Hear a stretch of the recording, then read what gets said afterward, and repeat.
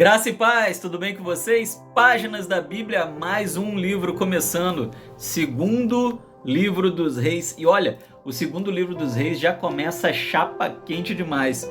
Capítulo de número 1, nós vamos ver aqui, né, mais alguns reis aí, Acabe, depois Acasias, né, o substituindo. Mas aqui no versículo de número 9, nós vamos ver aqui Elias enfrentando alguns inimigos, o grande profeta do Senhor enfrentando alguns inimigos. E meu irmão, ele vira para o inimigo e diz assim: se eu sou profeta, imagina, o camarada está com 50 homens com ele. E ele diz assim: olha só, olha o que a gente aprendeu ontem, né? Nós não devemos temer o homem, devemos temer a Deus. Elias está tranquilo, vem inimigos aí com 50 companheiros para pegar Elias, e ele diz: se eu sou homem de Deus, que desça fogo do céu. E desceu fogo do céu e matou todo mundo. Você já pensou? Você já pensou? E isso acontece mais de uma vez, né? Elias ele vai repetir esse milagre aí novamente, né? Mostrando que realmente a gente não deve temer o homem. Se Deus é conosco, se somos homens de Deus, mulheres de Deus, nada nos fará mal algum. Capítulo de número 2, nós vamos ver esse grande profeta de Deus, o profeta Elias, sendo levado ao céu vivo, né, numa carruagem de fogo, Deus o arrebatando e o tomando para si, nos levando a entender que Elias não experimentou a morte.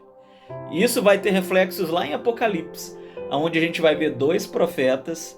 Parece que esses homens não experimentaram a morte, então pode ser que sejam Elias e Enoque, ou Elias e Moisés, Enoque e Moisés, enfim. Apesar que Moisés experimentou a morte, mas como ele foi sepultado pelo próprio Senhor, alguns teólogos acreditam que pode ser Moisés também. Mas a corrente maior acredita que seja Elias e Enoque, porque esses dois não morreram, simplesmente foram viver com o Senhor. A teologia liberal vai dizer que Elias foi abduzido por alienígenas, que esse carro de fogo era uma nave espacial. Foge disso, isso é besteira, isso é besteira. A Bíblia não fala isso, a conotação aqui é totalmente espiritual. Houve um arrebatamento do Senhor por meio dessa carruagem espiritual. A gente vê no capítulo 2 também um feito fantástico, que é Eliseu substituindo Elias. Essa passagem que criou o termo passar a capa, né? Eliseu pegou a capa de Elias, que caiu no momento do seu arrebatamento, né?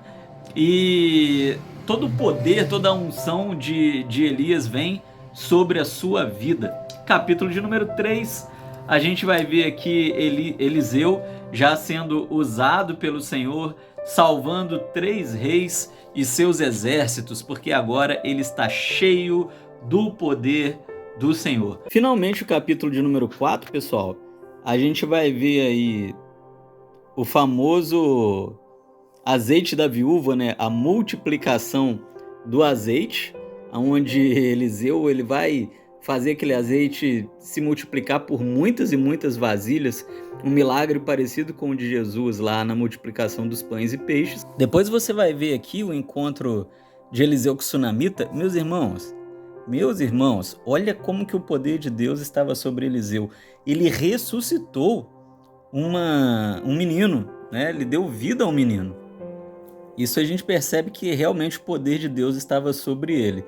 Olha a sequência de milagres que Eliseu vai fazer, hein? A capa de Elias, que simboliza o poder de Deus passando de Elias para Eliseu, ele pediu para Elias que queria ser igual a ele, um homem de Deus. E Elias falou: vai ser difícil. Mas eu acho que Elias não tinha dimensão do que Deus queria fazer por meio de Eliseu, né? Aí na sequência ele vai aquele evento onde ele está em Gilgal, né? E os seus discípulos fazem comida e de repente tem uma erva venenosa na panela. Eles ficam apavorados com medo de morrer. Eliseu simplesmente joga farinha na panela e acabou o veneno na panela, né? O texto até diz que eles não não poderiam comer, né, porque a panela estava envenenada. Mas ele cura o veneno, ele transforma o veneno em algo que poderia ser comido. Isso é surpreendente. Isso me lembra lá do Novo Testamento. Os sinais seguirão os que creem. Em meu nome expulsarão demônios, falarão novas línguas, pegarão em serpentes. E se comerem algo envenenado, não vos fará mal algum. E porão as mãos sobre os enfermos e os curarão.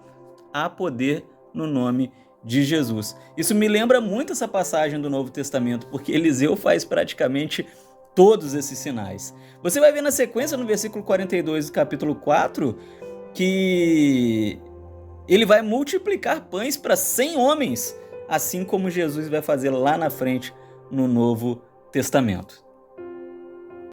É bom demais chegar no segundo livro dos Reis e falar que alguém está cheio do poder do Senhor. Porque no finalzinho, do meio para o final do primeiro livro dos Reis, a gente só vê gente pecando, desviando, tropeçando. Falar de Elias, falar de Eliseu é bom demais. Homens cheios do Senhor. Que possamos, né, ter essa capa, essa unção do Espírito Santo sobre a nossa vida. E Deus vai usar Eliseu de um modo extraordinário. Cada história de Eliseu fala muito ao nosso coração. Não vou falar tudo com você hoje, é no dia a dia, é aqui pelas páginas da Bíblia. Beijo no seu coração, até amanhã.